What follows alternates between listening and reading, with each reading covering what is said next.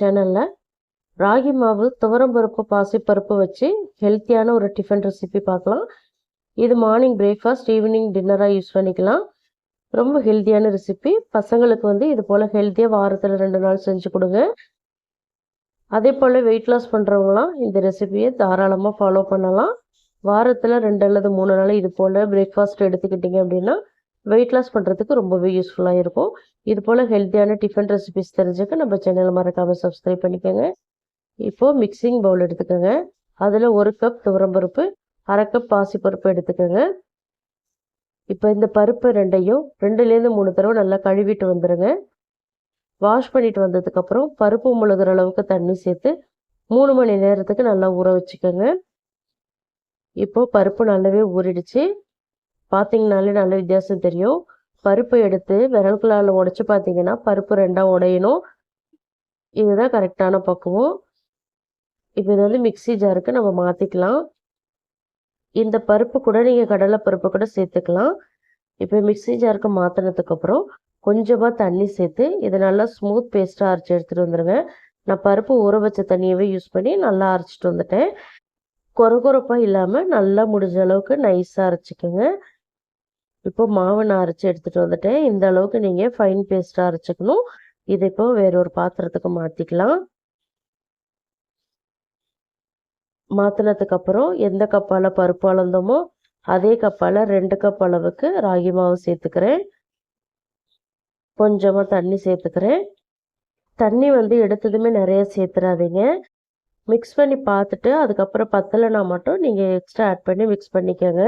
அதே போல் ராகி மாவுக்கு பதிலாக நீங்கள் கோதுமை மாவு யூஸ் பண்ணி கூட இந்த ரெசிபி செய்யலாம். இப்போ தேவையான அளவு உப்பு சேர்த்துக்கலாம். உப்பு சேர்த்துட்டு இது எல்லாத்தையும் நல்லா கலந்து விட்டுக்கோங்க. ராகி மாவு கரைக்கிறது ரொம்ப ஈஸி. நல்லா கரண்டி வச்சு மிக்ஸ் பண்ணிக்கோங்க. அப்படி உங்களுக்கு மிக்ஸ் பண்ணுறதுக்கு கஷ்டமாக இருந்துச்சுன்னா பருப்பு அரைச்சதுமே அதுலேயே ராகி மாவையும் சேர்த்து பல்ஸில் வச்சு 2 சுற்று சுற்றி இறக்கிக்கோங்க. கரெக்டாக இருக்கும். இப்போ மாவு நல்லா கரைச்சாச்சு. ரொம்ப தண்ணியாக இருக்கக்கூடாது. இந்த பேட்டர் ஓரளவுக்கு திக்காக இருக்கணும். கட்டி இல்லாமல் நல்லா கலந்து விட்டுக்கோங்க. பாருங்கள், இந்த கன்சிஸ்டன்சிக்கு இருக்கணும். இப்போ மாவு ரெடி ஆயிடுச்சு. நான் சொன்ன மாதிரி இதில் கோதுமை மாவை யூஸ் பண்ணி செய்யுங்க. ரொம்ப சூப்பராக இருக்கும். இப்போ இது ஓரத்தில் இருக்கட்டும். இன்னொரு மிக்சிங் பவுலில் பொடியாக கட் பண்ணி வச்சுருக்கிற வெங்காயம் நான் வச்சுருக்கேன். 3 வெங்காயம் நான் கட் பண்ணியிருக்கேன். உங்களுக்கு எந்த அளவுக்கு தேவையோ அந்த அளவுக்கு நீங்கள் எடுத்துக்கோங்க. பொடியாக கட் பண்ண 2 பச்சை மிளகாய், கொஞ்சமாக கொத்தமல்லி இலை சேர்த்துருக்கேன். 1/4 டீஸ்பூன் அளவுக்கு தனி மிளகாய் தூள், 1/4 டீஸ்பூன் உப்பு சேர்த்துருக்கேன். இது எல்லாத்தையுமே இப்போது ஸ்பூனை வச்சு நல்லா கலந்து விட்டுக்கோங்க. உப்பு மிளகாய்த்தூள் எல்லாமே நல்லா மிக்ஸ் ஆகணும் வெங்காயத்து கூட. நல்லா கலந்து விட்டதுக்கப்புறம் இதை ஓரமாக வச்சுருங்க. இது இருக்கட்டும். இப்போ நம்ம சட்னி ரெடி பண்ணிட்டு வந்துடலாம். நீங்கள் தாளிப்பு கரண்டியில் ஒரு 1/2 டீஸ்பூன் எண்ணெய் சேர்த்துருக்கேன். 3 பூண்டு பல் சேர்த்துருக்கேன். காரத்துக்கு தகுந்த மாதிரி பச்சை மிளகாய் சேர்த்துருக்கேன். இதை இப்போ லைட்டாக வறுத்துக்கலாம். மிளகாயோட கலர் லைட்டாக மாறி வரும். அதாவது இப்போ பச்சை கலரில் இருக்குது. வதங்கினதுக்கப்புறம் வெள்ளை கலரில் மாறும். அந்த ஸ்டேஜில் நம்ம ஸ்டவ் ஆஃப் பண்ணிடலாம். இப்போ பாருங்கள், மிளகாய் நல்லா சுருங்கி வந்திருக்கு பாருங்கள். இந்த ஸ்டேஜில் ஸ்டவ் ஆஃப் பண்ணிவிடுங்க. இப்போ மிக்சி ஜாரில் 1 கப் பொட்டுக்கடலை, 1/4 கப் தேங்காய், கொஞ்சமாக புளி சேர்த்துக்கோங்க. வதக்கி வச்சுருக்கிற மிளகாய் அந்த பூண்டை இதில் சேர்த்துக்கலாம். சட்னிக்கு தேவையான அளவு உப்பு சேர்த்துக்கோங்க. இதில் இப்போ கொஞ்சமாக தண்ணி சேர்த்துட்டு அரைச்சி எடுத்துகிட்டு வந்துடலாம். இப்போ சட்னி அரைச்சி எடுத்துகிட்டு வந்தாச்சு. இந்த ஸ்டேஜில் பார்த்தீங்கன்னா கொத்தமல்லி இலை கொஞ்சமாக சேர்த்துக்கோங்க. ஓரளவுக்கு நல்லா ஃப்ரெஷ்ஷாக எடுத்துக்கோங்க கொத்தமல்லி இலை. இப்போ இதை பல்ஸில் வச்சு 2 சுற்று சுற்றி எடுத்துக்கோங்க. இப்போ சட்னி மிக்சிங் பவுலுக்கு மாற்றிக்கலாம். மாற்றிட்டு தேவையான அளவு தண்ணி சேர்த்துக்கோங்க. உங்களுக்கு சட்னி எந்த அளவுக்கு திக்னஸில் தேவையோ அதுக்கு தகுந்த மாதிரி தண்ணி அட்ஜஸ்ட் பண்ணி நீங்கள் சேர்த்துக்கோங்க. இப்போ இதை தாளிக்கிறதுக்குன்னு பார்த்தீங்கன்னா எண்ணெய் 2 டீஸ்பூன், கடுகு 1/2 டீஸ்பூன், காஞ்ச மிளகாய் 3, 1 கொத்து கருவேப்பிலை தாளித்து இதில் சேர்த்திங்க அப்படின்னா சூப்பரான டேஸ்ட்டில் பொட்டுக்கடலை சட்னி ரெடி. இந்த சட்னி பார்த்தீங்கன்னா இட்லி, தோசை, பொங்கல், வடை, கோதுமை தோசை இது எல்லாத்துக்குமே பர்ஃபெக்டாக இருக்கும். ட்ரை பண்ணி பாருங்கள். இப்போ தோசை ஊற்ற ஸ்டார்ட் பண்ணிடலாம். அங்கே தோசை தவா ஹீட் பண்ணி லோ ஃப்ளேமில் வச்சுருக்கேன். இதை இப்போ நான் மெலிசாக தோசை ஊற்றிக்கிறேன். இந்த தோசையை நீங்கள் கிறிஸ்பியாகவும் ஊற்றி எடுத்துக்கலாம் அல்லது கல் தோசை மாதிரியும் ஊற்றி எடுத்துக்கலாம். ரெண்டுக்குமே சூப்பராக வரும்.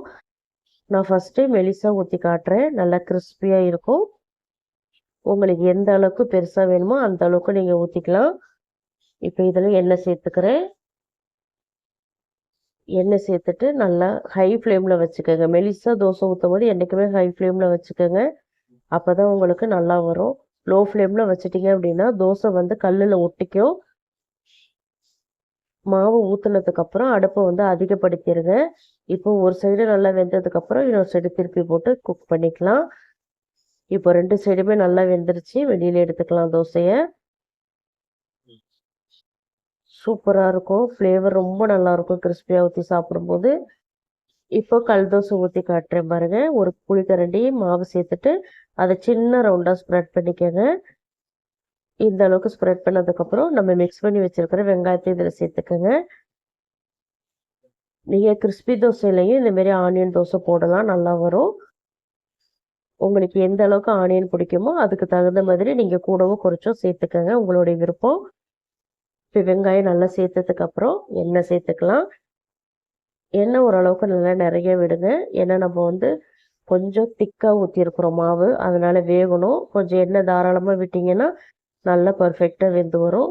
இப்போ லைட்டாக இதை வந்து ப்ரெஸ் பண்ணி விடுங்க. வெங்காயத்தை ப்ரெஸ் பண்ணி விட்டதுக்கப்புறம் அடியில் வெந்திருக்கும். இப்போ திருப்பி விட்டுக்கலாம். இது வந்து லோ ஃப்ளேமில் வச்சுட்டு குக் பண்ணுங்கள் அல்லது மீடியம் ஃப்ளேமில் குக் பண்ணுங்கள். ஏன்னா திக்காக ஊற்றிருக்கிறதுனால மாவெல்லாம் உள்ள வரைக்கும் நல்லா வேகணும். பொறுமையாக குக் பண்ணிவிடுங்க. இப்போது 2 சைடும் நல்லா வெந்துருச்சு. நம்ம வெளியில் எடுத்துக்கலாம் தோசையை. இந்த சட்னிக்கும் இந்த தோசைக்கும் சூப்பராக இருந்ததுங்க. கண்டிப்பாக உங்கள் வீட்டில் ட்ரை பண்ணி பாருங்கள். ட்ரை பண்ணி பார்த்துட்டு உங்கள் ஃபீட்பேக்கை மறக்காமல் எனக்கு கமெண்ட்டில் சொல்லுங்கள். வாரத்தில் 1 நாள் அல்லது 2 நாள் குழந்தைங்களுக்கு இது போல் ராகி மாவெல்லாம் கொடுங்க. உடம்புக்கு ரொம்ப நல்லது. குழந்தைங்க சாப்பிட மாட்டேன்னு அடம்பிடிப்பாங்க. இது போல் நீங்கள் செஞ்சு கொடுத்தீங்கன்னா அடம்பிடிக்கவே மாட்டாங்க. ஏன்னா டேஸ்ட் அந்தளவுக்கு சூப்பராக இருக்கும். இந்த ரெசிபி மாதிரி நிறைய ரெசிபிஸ் நம்ம சேனலில் நான் இன்ஸ்டண்ட்டாக ஹெல்த்தியான டிஃபன் அப்லோட் பண்ணியிருக்கேன். டிஸ்கிரிப்ஷன் பாக்ஸில் லிங்க் தரேன். ஃப்ரீ டைமில் போய் செக் பண்ணி பாருங்கள்.